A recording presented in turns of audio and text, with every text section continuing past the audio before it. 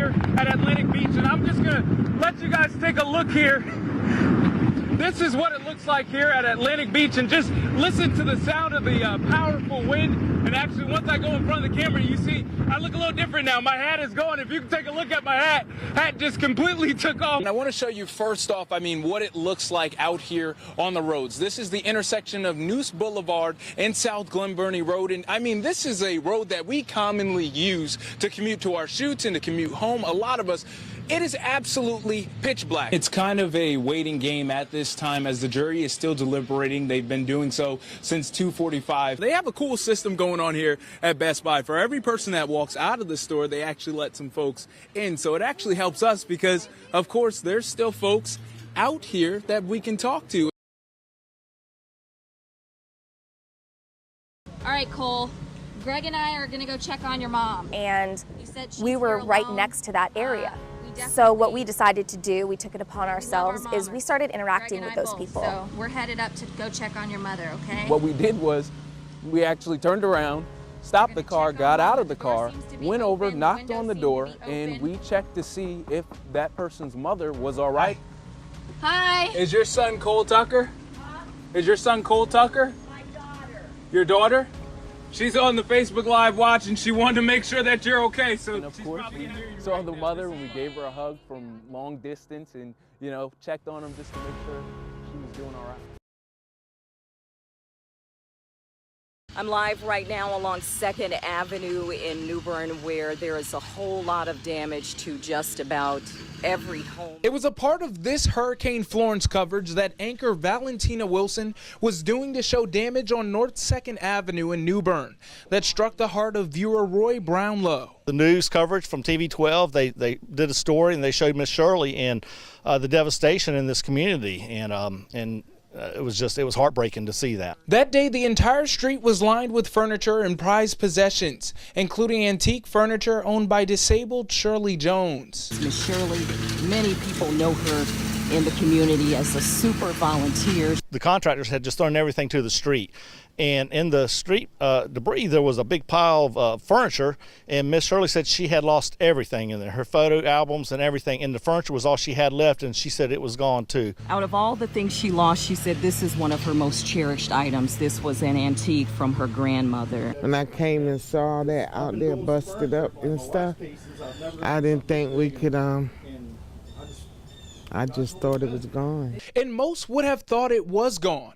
But remember that viewer, Mr. Brownlow, we were talking about earlier? He didn't see it that way. So he reached out to us in order to get in contact with Shirley to see if he could bring that furniture item back to life. I'm not a professional by any means, but it's something I do on the side, and I thought I could help out. After some major work, Wednesday afternoon, the final product was to be presented to Jones. Jones, who's been in and out of the hospital, made the special trip back home to see the final product. It looks better than what it did when you saw it last time, didn't it? That is amazing. Wow. Oh my God. Had to blend that in the best I could because I couldn't find any replacement wood for that. So. Okay. Wow. Oh my God. Oh man. Amazing. Oh, thank you. Oh, Jesus. Love so strong that it literally lifted Shirley out of her chair to give thanks to the man who kept her grandmother's spirit alive. I'm gonna go back and. Mom, you probably I love you. I love you. That's all right. That is all right. You just don't know. This used to be my grandmother's, and I thought it was lost. The more we can love others, then the more we can experience God's love. Brownlow has also taken in another one of Shirley's antique furniture items to refurbish as a new project, and will be returning it to her in the near future. Reporting in New Bern, Greg Payne for News Channel 12. Just to put it into perspective how bad the flooding is in this area, I actually had to park across the street and have a person drive me over to that home in a larger vehicle just so that I can interview the two people that live in the home. When it rain like this, come to the door, look through the door, stand on the porch. And nothing you can do, and don't step out. What once was Helen and Floyd Godet's front yard now resembles a lake. I get the brunt of it. Nobody else's yard fills up like this yard right here. And because it's so bad, cars drive by just to look at what Helen See? calls the show. I told you, it's a view, it's just a show. So let's go by 775 Tempest Point Road. We can't do anything about the rain, that's Mother Nature. But we can do something about these ditches in our crops. A complaint Helen says has fallen on deaf ears for years. I'm pleading to the DOT, I'm pleading to the commissioner. Everybody that can help us, and they know about this. They'll pass by, they'll look, they'll stop. But no one wants to say, you know, what can I do to help? Nobody's asked us what they can do. We spoke with Craven County Commissioner Theron McCabe of District 5, who says Temples Point Road is just one of many bad flooding areas in Harlow. He says he's been trying to get help with no success. If they'd come in and do the work right the first time and do it real good, they probably don't have to come back for a long time. So it needs to be done, and we need more manpower down here from DOT to correct this problem. The commissioner says his next step might be to talk with the Department of Transportation higher-ups in Greenville to see if they can get a solution to this ongoing problem. Reporting in Harlow, Greg Payne, News Channel 12. Over the past couple of years, it's been increasingly almost becoming common. What Matthew Bass Jr. is talking about is his old neighborhood, New River Drive in Jacksonville. This morning, the injured Marine took a ride down his old stomping grounds after hearing about the reported shooting earlier this morning. According to Jacksonville police, a taxi cab driver was shot and injured on the 200th block of New River Drive. The driver was taken to a local medical facility with non-life-threatening injuries. I don't know what people are thinking nowadays, but they feel like they have the right that they can, you know, if they feel somebody is wrong, they can shoot them or do whatever they want to. A feeling that leaves Bass Jr. fearful for his family and the future generations. As the violence increases, of course we get concerned, we get worried.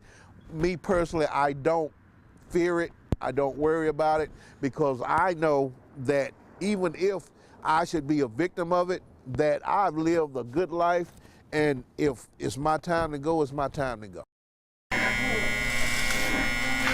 I'm doing something that I always love.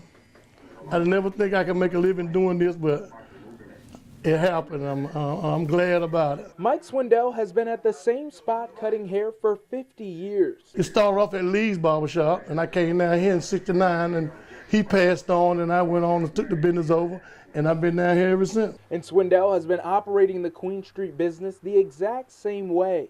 From the equipment, sharpen it, and you had some smaller ones for like when you do your little boys' hair.